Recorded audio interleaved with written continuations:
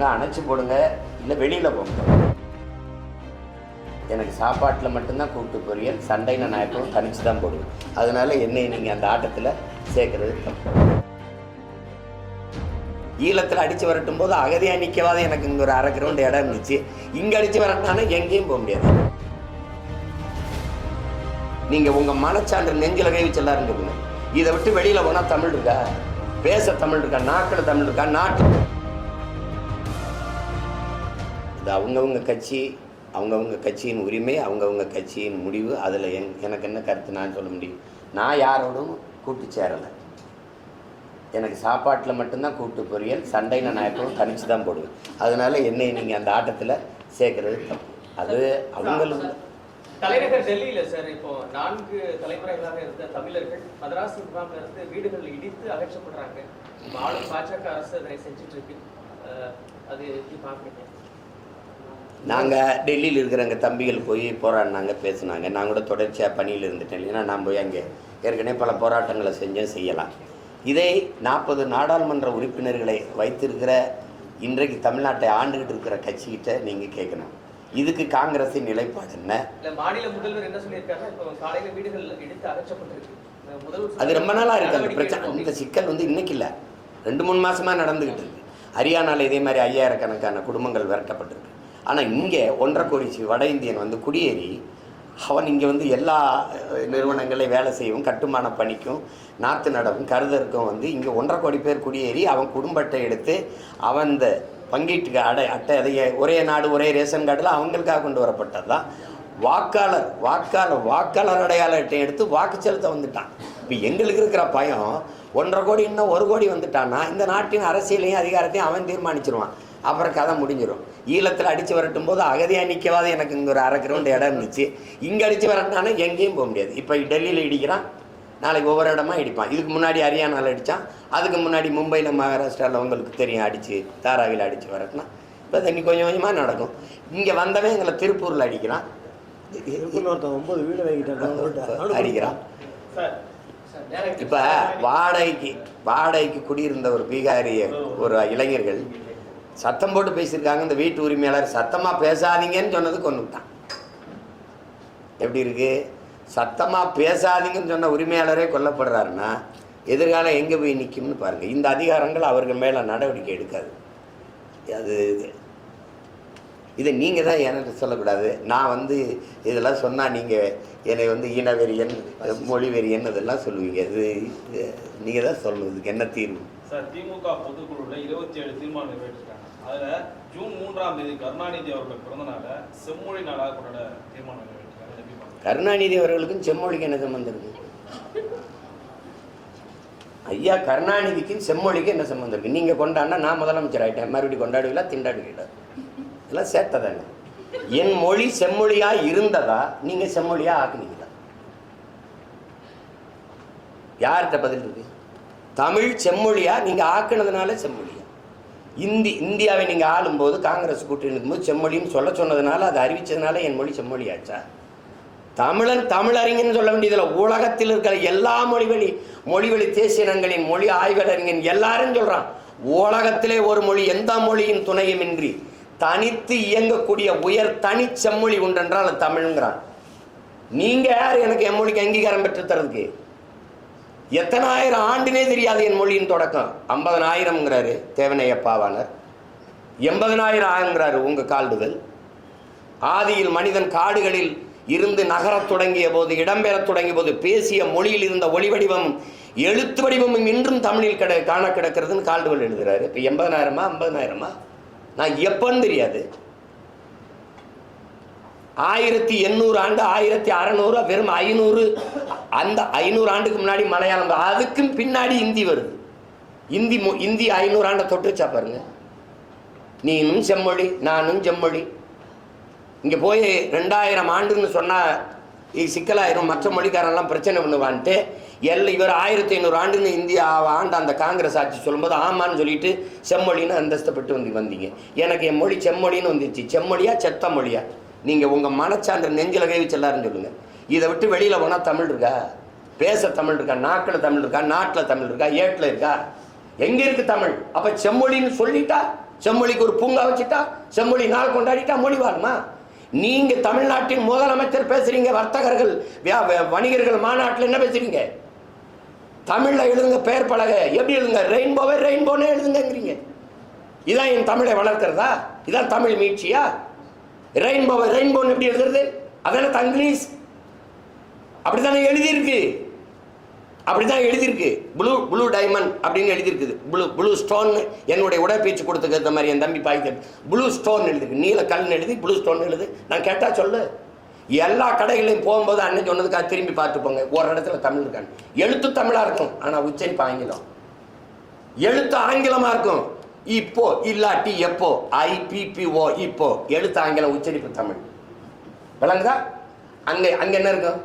Tea stall, தேநீர் விடுதின்னு இருக்காது. தேநீர் கடைன்னு இருக்காது. டீ ஸ்டால், டீ போட்டு இஸ் போட்டு ஸ்டால். இது என்னது? எழுத்து தமிழ், உச்சரிப்பு ஆங்கிலம். இதுக்கு பேர் தான் தமிங்கிலம், தங்கிலீஷ்.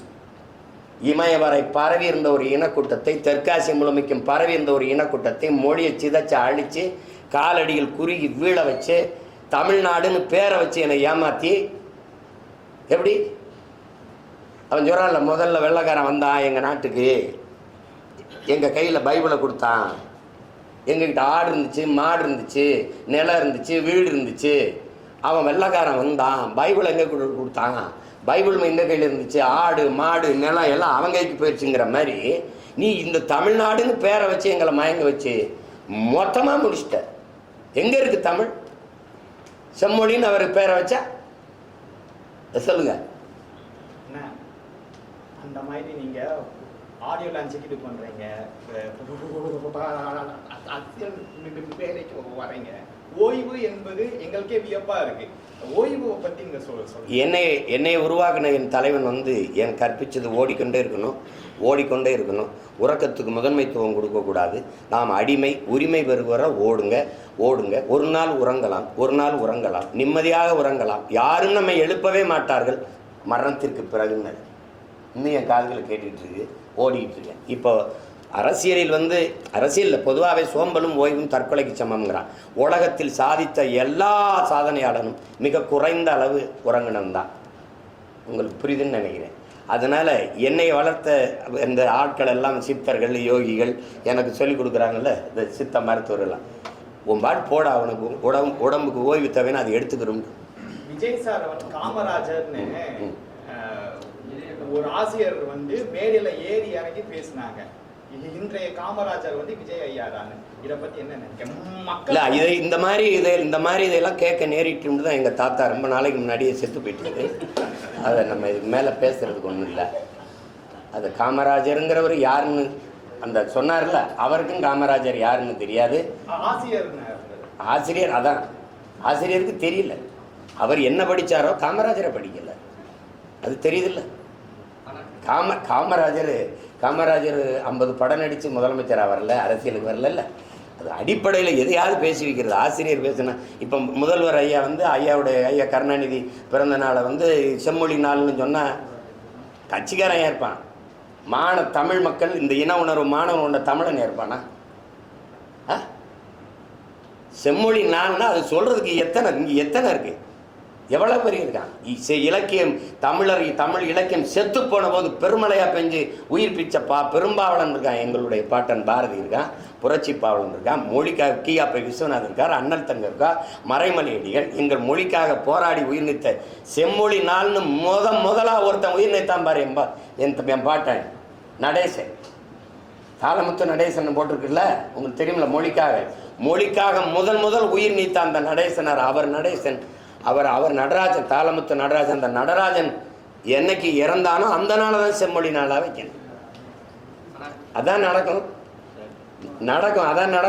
இப்ப ஆசைக்கு அறிவிச்சு பார்த்துட்டு போக வேண்டியதுதான். வேற டேரக்டர் பேசுறீங்க, கேளுங்க. படத்துல பல இடங்களில் மத மாற்றம் சொல்லி பல விமர்சனம் பண்ணீங்க. கடைசியில குலதெய்வ வழிபாடுன்னு சொல்லி ஒரு ஜஸ்டிபிகேஷன் கொடுக்குற மாதிரி இருக்கு. மண் சார்ந்து வளர்த்தணும். அவர் இது கற்பனையில் இல்லை. இப்படி இருந்து கடைசியா அந்த குலதெய்வ வழிபாடுகள் எப்படி வருது அப்படிங்கிறத சொல்றாரு. இப்ப என்னுடைய குலதெய்வம் எங்களுடைய பாட்டி காளி, வீரமாகாளின்னு இப்போ என்னோட கொல்லங்குடி காளின்னு இருக்குது. எப்படி குலதெய்வம் வருதுன்னா, எங்களுடைய வீர பெரும்பாட்டியார் வேலுநாச்சியார் வந்து எங்கள் பாட்டனார் முத்துவடுக தேவரை வந்து இவன் வெள்ளைக்காரன் கொண்டு போகிறான். பொண்ணு கிடக்கும்போது கை குழந்தைய வச்சுக்கிட்டு எங்கள் பாட்டி இருக்குது, 5 சின்ன வயசு குழந்தை, வெள்ளச்சியை தூக்கிக்கிட்டு போகும்போது எங்கள் பாட்டைங்க 2 பேரும் தளபதியாக இருந்த மருது பாண்டியர் போகக்கூடாது, அவன் எப்படி பார்த்தா நீங்கள் வருவீங்கன்னு தெரியும், சுற்றி வளைச்சிருவான்னு சொல்லி ராணியை காப்பாற்ற எங்கள் பாட்டிங்க தளபதியாக இருந்து தடுக்கிறாங்க. ஆனாலும் அது மாறுபடம் போட்டு எங்கள் பாட்டி குழந்தைய இடுப்பில் தூக்கிட்டு கிளம்புது. போகும்போது வந்தது வேலுநாச்சியார்னு தெரிஞ்சிருது. அவனுக்கு தெரியாமல் எப்படி இருப்பான். அவன் சுற்றி வளைக்கும் போது குதிரையில் ஏறி தப்பிச்சு காட்டுக்குள்ளே ஓடுது எங்கள் பாட்டி. ஓடும்போது அங்கே ஆடு மேய்ச்சிக்கிட்டு ஒருத்தி நிற்கிறா. அந்த பொம்பளை உடையாள்னு ஒரு பெண். அவள் வந்து இவன் இந்த குதிரையில் வந்தவன் கேட்குறான், இந்த பக்கம் வேலுநாச்சியார் வந்தாங்களா அப்படின்னு. இங்கே இந்த பக்கம் வந்தாங்களா? ஆமாம். அப்படி எந்த பக்கம் போனாங்கன்னு கேட்குறான். சொல்ல முடியாதுன்னு சொல்லு. ஏன்னா தன்னுடைய ராணியை தன்னுடைய அரசியை காட்டி கொடுக்க அந்த மகளுக்கு விருப்பம் இல்லை. காட்டி கொடுக்கும். சொல்லுன்னா கொன்றுவேன், நீ கொன்னாலும் சரி நான் சொல்ல மாட்டேன்டான்னு சொல்லியிருக்கு. வாழை உருவி வெட்டிடுறான். 2 துண்டா உடல் அப்படி விழுந்துருது. அப்போ என் சனம் ஓடியா இருக்குது. என் மக்கள் ஓடியா அந்த நம்ம பாட்டியை நம்ம அரசியை காட்டி கொடுக்காம வெட்டு உடல் 2 துண்டா விழுந்து இந்த உடையால் செத்துட்டாடா அப்படின்னோடனே இந்த ரத்தமாக கிடந்தவளை கும்பிடுது. தாயே அப்படின்னு அன்னையிலேருந்து எங்கள் குலதெய்வமாயி வெட்டு உடையால் காலி ஆயிட்டான். புரியுதா உங்களுக்கு? அப்படிதான் குலதெய்வங்கள் உருவாகுது. அப்படி இந்த அநீதி அநியாயமாக இந்த மதத்தின் பேரால் பிரச்சனைகளை பண்ணி அழிவை ஏற்படுத்தின அவங்களை திருப்பி அழித்து ஊர் அமைதியை நிலைநாட்டிய அந்த பரமசிவனும் பாத்திமாவும் அந்த ஊர் தெய்வங்களாக வழிபடப்பட்டார்கள் அப்படிங்கிறத முடிக்கிறார்.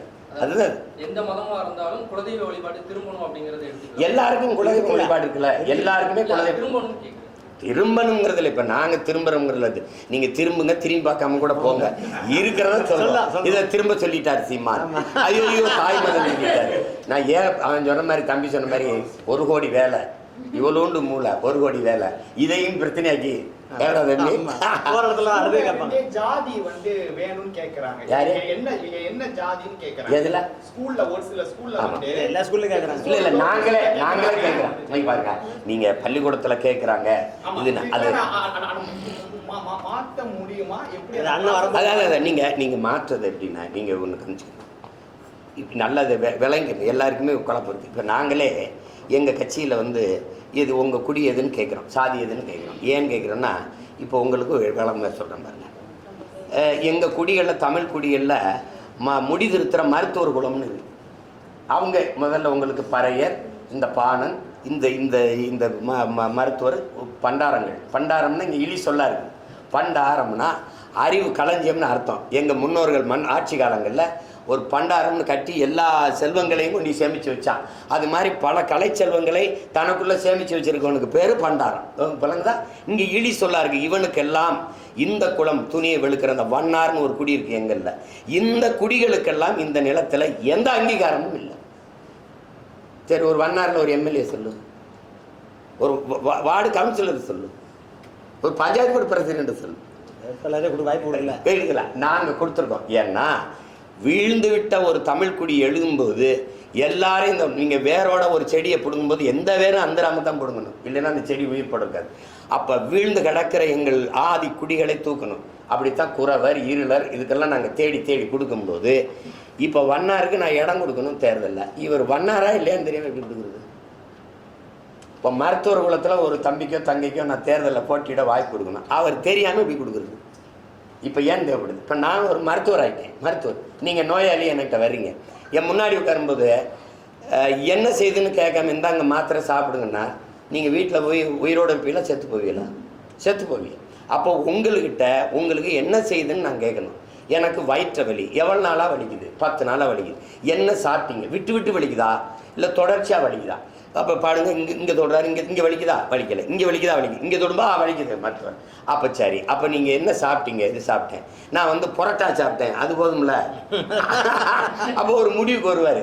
அப்போ இதை சாப்பிடுங்க, ஒரு 10 நாளைக்கு சாப்பிடுங்க, இதை குடிங்க, இதை குடிச்சிங்கன்னா சரியாதுன்னு சொல்லுவார். இது தேக மருத்துவம். இப்போ நாங்கள் செய்ய நினைக்கிறது தேச மருத்துவம், சமூக மருத்துவம். அப்போ அந்த சமூக மருத்துவம் எல்லாருக்கும் எல்லாம் கிடைச்சா ஏற்றதாழ்வு குறைஞ்சி, போட்டி பொறாமை குறைஞ்சி, சமத்துவம் வந்துடும். சமதர்ம சமூகம் படைக்கணும்னா எல்லாருக்கும் எல்லாம் கிடைக்கணும். அப்படின்னா குடிகளை பார்க்கணும். இவன் ரொம்ப நாளாக கீழே கிடக்கிறான், இவனுக்கு தூக்குடா, இவனை மேலே தூக்கி விடுறான். விளங்குதா? இவன் ஓரளவு பரவாயில்ல. அதான் பிசி, எம்பிசி, எஸ்சி, எஸ்டி இப்படி வர்றதில்ல. இதுதான் இதில் வந்து நீங்கள் பிற்படுத்தப்பட்டோர், மிகவும் பிற்படுத்தப்பட்டோர், தாழ்த்தப்பட்டோர்லாம் வர்றது காரணம் அதுதான். இப்போ அதனால் அதை வந்து பள்ளிக்கூடத்தில் கேட்குறாங்க, சான்றிதழில் குறிக்கிறாங்கங்கிறத நீங்கள் ஏன்னா வகுப்பு வாரி பிரதிநிதித்துவம்ன்றது, அதை பங்கீடுன்றது, இது புரியுதா உங்களுக்கு? அதுக்காக தான் அதை கேட்குறாங்க. அது ஒரு பெரிய குற்றமாக அது சான்றிதழோடு விட்டுட்டிங்கன்னா சண்டை இல்லை. அதை புரியுதா? அதான் அதை சபைக்கு எடுத்துக்கிட்டு வந்தீங்கன்னா சண்டை. அதனால் அதை போய் ஒரு குறையா நினச்சிக்கிட்டு அதில் எப்படி சாதியை ஒழிக்க சொல்கிறாங்க, அப்படி சாதியை ஒழிக்க இருக்கிற கடைசி நோயை ஒழிக்கிறதுக்கு இருக்கிற ஒரு மருந்து இருக்குல்ல, அந்த மருந்து தான் இது. அதனால் ஒரு சமத்துவ சமூகம் படைக்க இருக்கிற கடைசி வாய்ப்பு அதே சாதி சனியன் தான். அதை வச்சு தான் அதை ஒழிக்கணும். அதுக்கு நீங்கள் அதை ஒரு தவறாக நினைக்காம விடுங்க.